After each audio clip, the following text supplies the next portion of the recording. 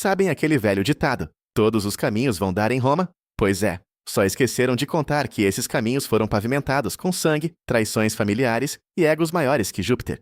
Esqueçam a imagem dos imperadores perfeitos. A verdadeira história do maior império da antiguidade está muito mais para um reality show cheio de conspirações, assassinatos e escândalos dignos de horário nobre. Hoje a gente vai trocar a aula chata de história pela fofoca mais explosiva do mundo antigo. E pode acreditar, tudo começa lá no século VIII a.C. A fundação de Roma é aquela clássica mistura entre a realidade e um valente exagero mitológico que os próprios romanos adoravam espalhar para parecerem mais importantes do que realmente eram. Tudo começa com a lenda de dois gêmeos, Rômulo e Remo. Supostamente descendentes do grande herói troiano, Enéas, a vida não lhes começou nada bem. O rei usurpador Amúlio achou que eles eram uma ameaça e mandou atirá-los ao rio Tibre. O plano tinha tudo para dar certo, se uma loba não os tivesse encontrado. Sim, uma loba literal achou que eles davam bons filhos adotivos e amamentou-os numa caverna, até um pastor chamado Fástulo os levar para casa. Eles cresceram, ficaram fortes e decidiram fundar uma cidade. Mas, como o poder não se divide e a terapia familiar ainda não tinha sido inventada, os irmãos desentenderam-se sobre quem ficaria a mandar. Rômulo resolveu o assunto da forma mais diplomática possível na época. Matou o irmão e pronto. A 21 de abril de 753 a.C., Roma nascia, oficialmente batizada com um fratricídio básico. Com a coroa na cabeça, Rômulo deparou-se com um pequeno problema logístico. A sua nova cidade era basicamente um clube de rapazes, cheio de pastores, fugitivos da lei e mercenários. Faltavam mulheres. A solução? Genial. Organizar um grande festival, convidar os vizinhos sabinos e raptar-lhes as filhas. Literalmente, o famoso rapto das Sabinas. O que tinha tudo para ser uma guerra de extermínio acabou numa aliança forçada, muito porque as próprias mulheres, fartas da confusão, puseram-se no meio da batalha, a pedir paz aos pais e aos novos maridos. E foi assim, a engolir inimigos e a roubar as suas culturas, que Roma começou a sua belíssima expansão. Durante uns belos 244 anos, a cidade teve 7 reis. Uns mais relaxados como Numa Pompílio, que inventou o calendário e criou o Templo de Jano, que só fechava as portas quando havia paz, ou seja, quase nunca. Mas a coisa subiu mesmo de nível com a influência etrusca, especialmente com Tarquínio Prisco. Foi este rei que trouxe aquele glamour que associamos a Roma. Drenou pântanos, ergueu o fórum e introduziu os famosos símbolos de poder, como a coroa dourada e a toda-poderosa toga púrpura. Claro que a sociedade era super justa, só que não. Estava dividida em 2 grupos muito simpáticos. Os patrícios, os meninos ricos, descendentes dos fundadores que monopolizavam o Senado e as leis. E os plebeus, a malta que trabalhava a sério, pagava as contas, mas estava proibida de mandar no que quer que fosse. Uma receita maravilhosa para o desastre. Mas o que acabou de vez com a festa da monarquia foi o 7º e último rei, Tarquínio, o Soberbo. O nome não engana ninguém. O homem governava à base do terror, das obras megalômanas e do desrespeito total pelo Senado. A gota de água caiu em 509 a.C., quando o filho dele cometeu a atrocidade de violentar Lucrécia, uma nobre e respeitada mulher romana. Incapaz de lidar com a desonra, Lucrécia tirou a própria vida. A aristocracia romana olhou para aquilo, passou-se da cabeça e expulsou a família real a pontapé. A partir daquele momento, Roma fez uma promessa solene e super dramática. Nunca mais seremos governados por um só homem. E assim, sobre as cinzas de uma monarquia tóxica, nascia a tão famosa República Romana. Spoiler, a promessa de não terem um líder absoluto não ia durar para sempre. A República Romana parecia um sistema lindo no papel. O Senado, que era basicamente um clube fechado de ricaços chamados patrícios, mandava nas finanças e nas leis. Os plebeus, a galera que realmente trabalhava e suava a camisa, acabaram cansando de ser massa de manobra. O que eles fizeram? A primeira greve geral da história. Subiram num monte sagrado e disseram: ou vocês nos dão direitos ou a gente vai embora e funda outra cidade. Funcionou. Ganharam leis escritas e o poder de vetar o Senado. Mas fora de casa, a diplomacia de Roma era a ponta da espada. O maior pesadelo deles chamava-se Cartago. A treta foi tão grande que gerou guerras de décadas. O general cartaginês Aníbal Barca fez o impossível. Cruzou os Alpes no inverno levando elefantes. Sim, elefantes. Ele esmagou os exércitos romanos. Mas como vaso ruim não quebra fácil, os romanos viraram o jogo, invadiram a África e reduziram Cartago a pó. Diz a lenda que salgaram a terra dos caras para não nascer nem mato. Rancorosos, imagina. Com o mundo no bolso, a elite romana ficou ainda mais rica. E o povo, bom, perdeu tudo. Quando os irmãos Graco tentaram propor uma reforma agrária básica, o Senado resolveu o problema de forma bem democrática, assassinando os dois. O clima estava ótimo, super pacífico. É nesse caos que entra o famosíssimo Júlio César, um sujeito carismático, brilhante e afundado em dívidas. Ele fez uma aliança com Crasso, o homem mais rico do mundo, e Pompeu, o general queridinho. Só que Crasso foi inventar moda no Oriente e acabou capturado. Reza a lenda que o executaram derramando ouro derretido na garganta dele, uma metáfora um tanto literal para a ganância. Sobraram César e Pompeu, que logo começaram a se odiar. O Senado mandou César voltar para Roma e largar o exército. Ele respondeu cruzando o rio Rubicão, soltando a clássica frase de efeito: "A sorte está lançada", e iniciando uma guerra civil. César venceu, deu um pulo no Egito, teve um filho com a famosa rainha Cleópatra e voltou para Roma se coroando ditador. O Senado não gostou muito dessa energia de dono do mundo. O resultado? Um complô no meio da reunião que terminou com 23 facadas e a clássica decepção. Até tu, Brutus.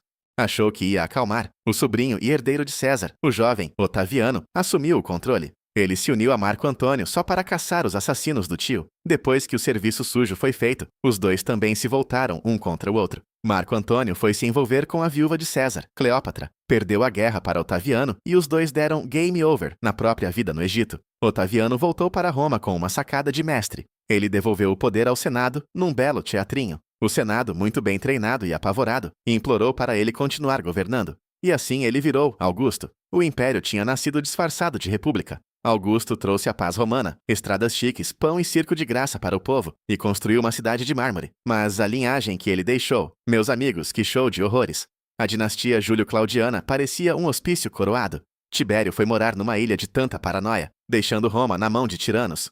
Depois veio Calígula, que ficou tão maluco que se declarou um deus vivo e nomeou o próprio cavalo para um cargo político, até a guarda imperial se cansar e matá-lo. Na confusão, acharam o tio dele, Cláudio, tremendo escondido atrás de uma cortina. Fizeram do coitado o imperador. Surpreendentemente, ele governou muito bem, até ser envenenado pela própria esposa, Agripina. Tudo isso para colocar o filho dela no trono, um rapazinho que gostava muito de arte chamado Nero. Spoiler: Nero assassinou a própria mãe, matou a esposa, e há quem diga que colocou fogo na própria cidade, só para ter inspiração para tocar sua lira. Tudo muito normal. Sabem aquela fase em que tudo dá certo na vida? Para Roma, isso acabou no ano 180 d.C., com a morte de Marco Aurélio. Em vez de adotar um sucessor competente, como era moda na época, ele resolveu deixar o império para o filho biológico, Cômodo. O rapaz tinha zero interesse em governar. A grande paixão da vida dele era brincar aos gladiadores. Sim, o homem mais poderoso do mundo passava os dias a lutar na arena, enquanto deixava a administração nas mãos de amigos corruptos. Surpreendentemente, ou não, acabou estrangulado no banho. A morte dele deu início a mais uma guerra civil deliciosa, de onde saiu vencedor um general chamado Septímio Severo. No leito de morte, Septímio deu o melhor conselho de parentalidade de toda a antiguidade aos seus filhos: enriqueçam os soldados e desprezem todos os outros.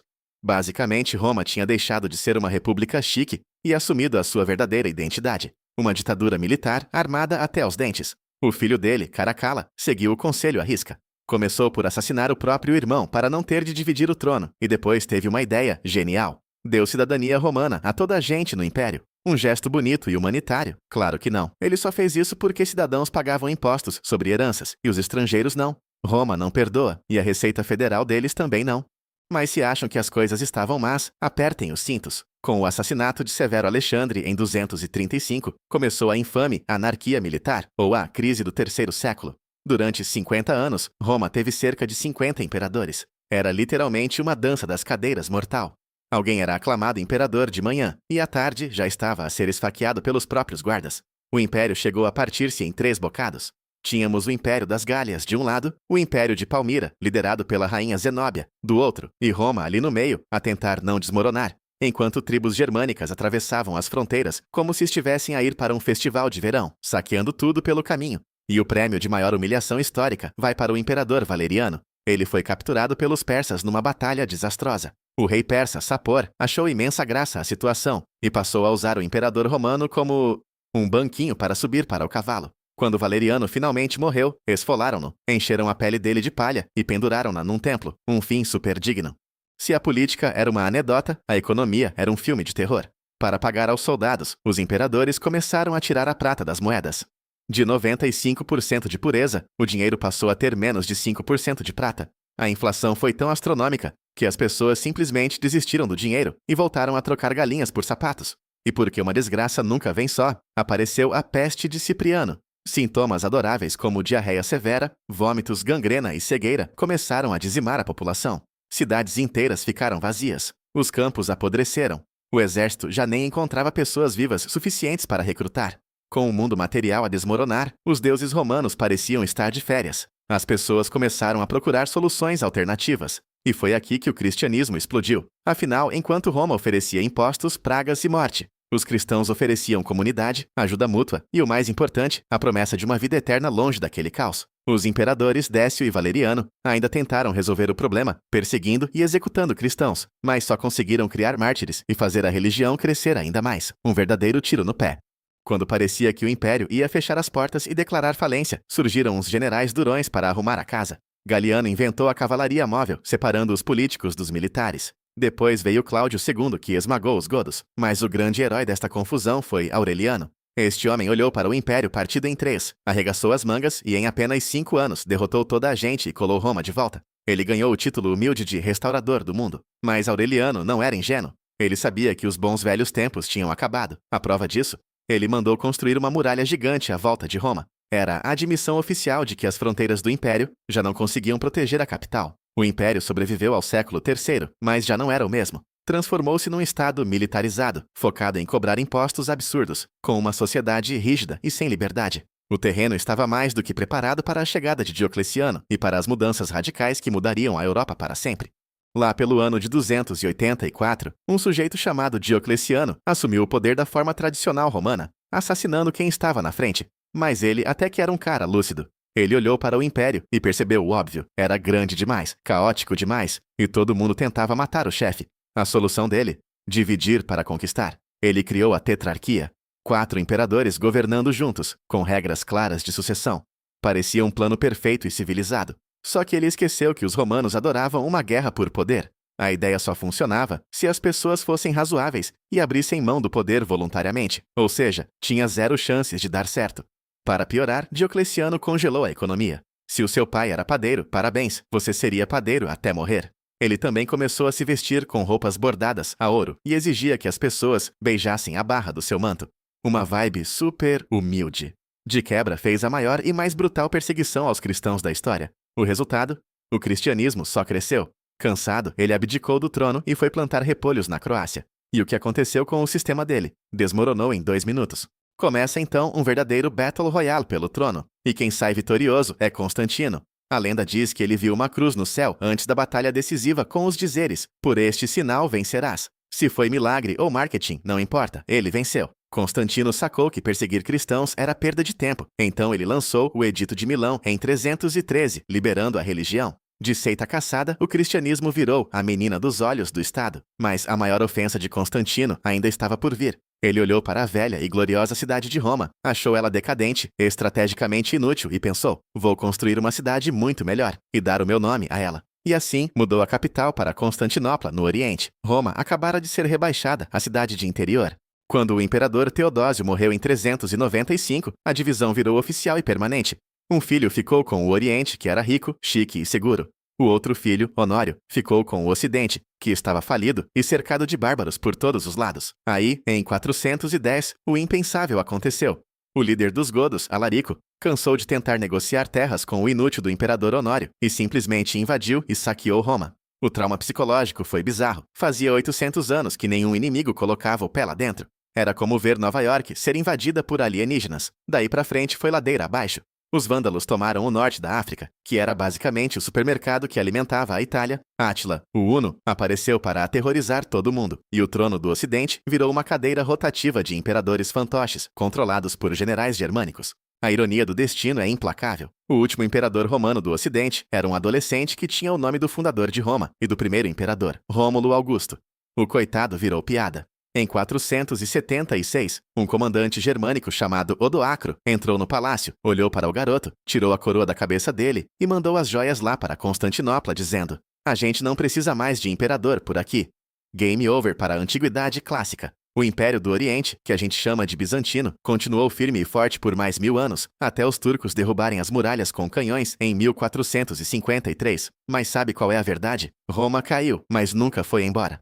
Você mora no mapa desenhado por eles. As nossas leis de contratos e propriedade, romanas, idiomas como o português, espanhol e francês, latim com sotaque.